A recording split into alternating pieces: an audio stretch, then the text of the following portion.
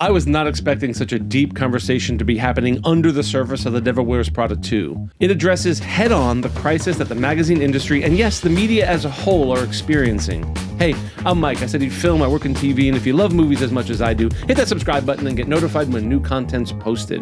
In the first Devil Wears Prada, we're treated to a serious look inside the world of fashion. How it operates, the machinations, and why ultimately something which seems so disposable, a fashion magazine, is anything but. The Devil Wears Prada 2 takes place 20 years later and we find a completely different media landscape. We see through Andy's eyes first how serious journalism is on the chopping block. And then, how magazines like Runway and style icons like Miranda Priestly are faring. The Meryl Streep character, Miranda Priestly, of course, is based on Vogue editor-in-chief and real-life fashion icon Anna Wintour. No, it doesn't get political, but it is made very clear that print media is not where it was 20 years ago. The book, as they call it, the print version of the magazine, is the thinnest it's been in years, which means there are far fewer ads. Readership is down, revenue is down, everything relies on clicks now. Stanley Tucci has a line explaining that Runway hasn't been a magazine for years.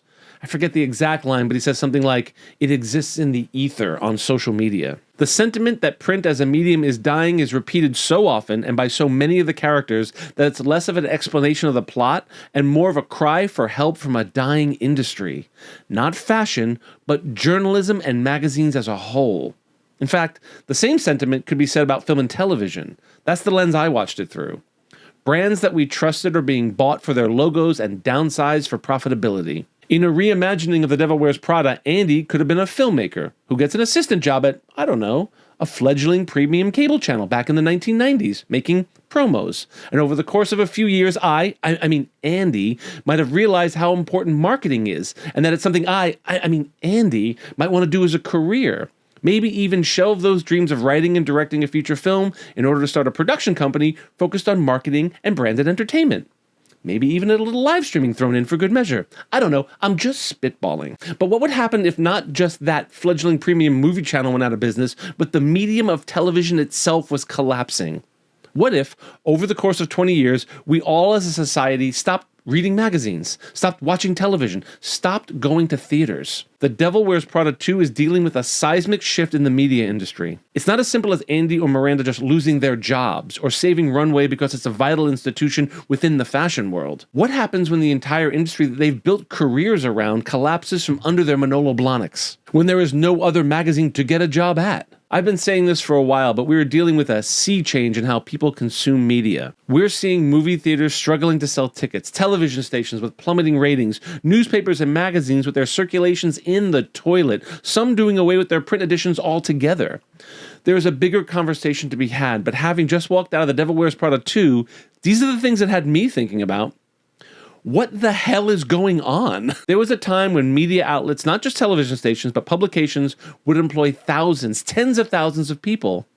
Now, those people are getting axed, and the brands they help build are merely one of a million channels on social media. There's a line in The Devil Wears Prada where one of the potential buyers of Runway says that one day they won't need the models, to showcase the clothes. That'll all just be AI. The scene comes when Runway, the magazine, is hosting a fancy dinner at the site of the Last Supper painting. Yeah, the Michelangelo painting. Pretty extravagant, but I remember events like that happening all the time, designed to court advertisers. The rich buyer goes on to say that the future is like a river that washes away the culture. Sure, it leaves remnants, and he makes mention to the famous painting they're sitting in front of, but that time has to march on.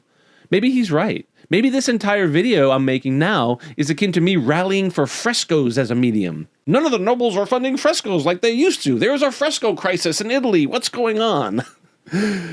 There's another line from Stanley Tucci where he says something like, back in the day they were flying to exotic locations and shooting extravagant cover spreads, and now he's happy to get 2 days in a soundstage. Then we see him shooting a fashion spread in their office. There are a lot of mentions of the changing landscapes of the magazine business, and I think anyone in a similar industry will make the same comparisons I did. The movie is a lot deeper than you'd expect, and I'm glad it addressed the elephant in the room, that print media is dying. So my honest review? I liked the first one, and I was prepared not to like this one because it seemed like milking a good idea that could have been one and done. But it wasn't. It was good, deep, way better than I expected. Sure, there are some hokey plot devices, but that's the nature of the beast.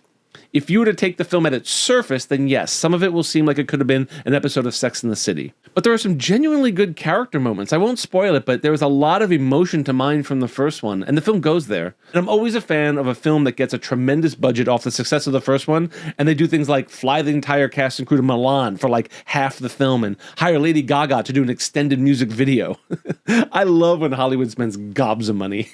Ultimately, The Devil Wears Prada 2 has the Hollywood ending you'd expect, but not without a scorching line from Meryl Streep saying something to the effect of that yes, they saved the day for now, but she and Andy both, are dinosaurs, and their day is indeed coming. Anyway, those are my thoughts on The Devil Wears Prada 2. I'd love to read your thoughts on the film or just your thoughts on the media industry as a whole in the comments below. As always, film is about community. I'm Mike, and I love movies.